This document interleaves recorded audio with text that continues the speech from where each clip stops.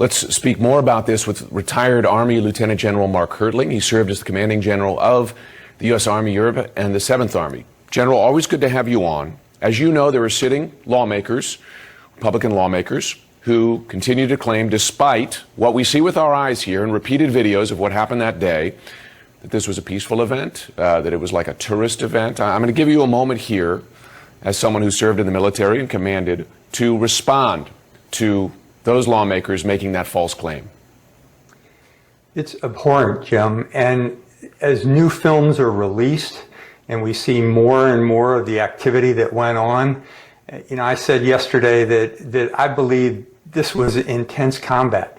There were several things that caused me to believe that. First of all, I saw a film of the Capitol Police in the basement of the Pentagon doing a the Capitol building doing a mission brief, getting ready to go out and face what they knew was out there.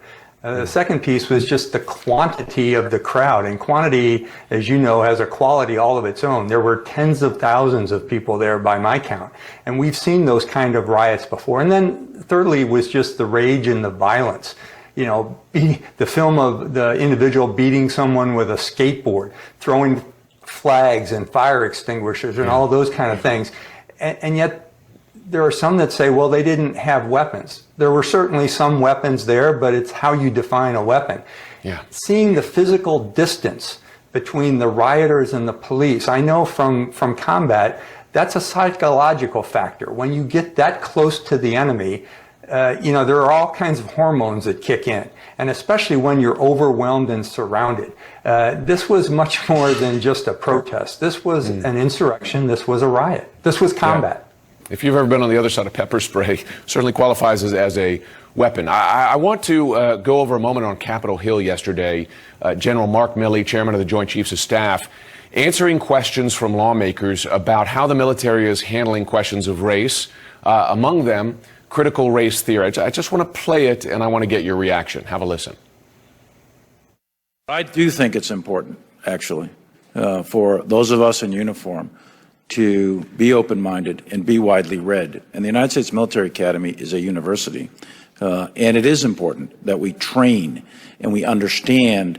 And I want to understand white rage, and I'm white, and I want to understand it. So what is it that caused thousands of people to assault this building and try to overturn the Constitution of the United States of America? What caused that?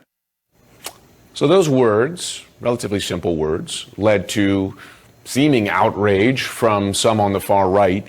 As a former commander yourself, is Milley showing the qualities of a good commander there, listening as he's describing it? Yeah, absolutely, Jim. I was very proud of General Milley yesterday in his testimony, and as you know, he's been pilloried several times for some things he did, and as he transfers from one administration to the other, he's showing what a true military leader does. He's faced with extremism in the ranks. He's faced with an enemy that is based on white rage, or that the FBI has said is our biggest terrorist threat right now. So what he's doing is studying them. Military leaders often use the phrase of Sun Tzu of know yourself, know the enemy, know the terrain. He's trying to get to know the enemy. And he said this, what caused this white rage? How do you define it, and how do you eliminate it from within the military ranks? And also, if faced with it, how do you counter it? He implied, rightfully so, the same thing I just did right now, that Capitol Police and potentially military personnel were in harm's way in combat at our Capitol building. So yeah, I'm fully supportive of General Milley and what he said yesterday, because that's what smart military leaders do. They find out what is causing the enemy to do the things that they're doing. Well, other conservatives, including in right-wing media, they're attacking the military as somehow soft for discussing issues of race. As you know, people of color are disproportionately represented in the military, the people that folks like Milley and yourself commanded. What's your reaction to that criticism that somehow Milley's being soft by having this discussion? It's ludicrous. It's ridiculous. You try and become enlightened on what your environment is all about. In fact, that's a quality of a leader. The slams and the pejorative comments about being woke are just ridiculous. Having been in a military that really requires individuals to study their surrounding, study their enemies, study how cultures come together and work.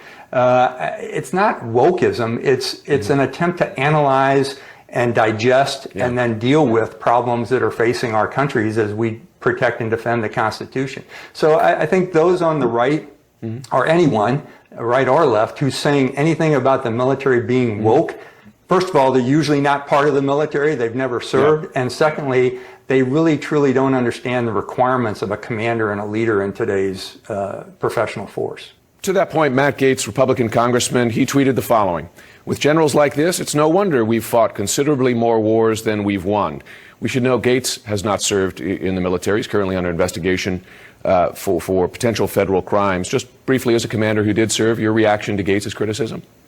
Well, I try and pay zero attention to Representative Gaetz ever since he put on a gas mask on the floor of the House. But what I'd say is, again, you don't have to be a veteran to comment on military actions, but in this case, he's way out of his league. And General Milley and Secretary Austin both answered the question in the right way, in my view, and Congressman Gaetz is just trying to backpedal now and maintain the support of a base that doesn't know what they're talking about on these issues. Lieutenant General Mark Earling, thanks so much for your service, and thanks so much for your time this morning.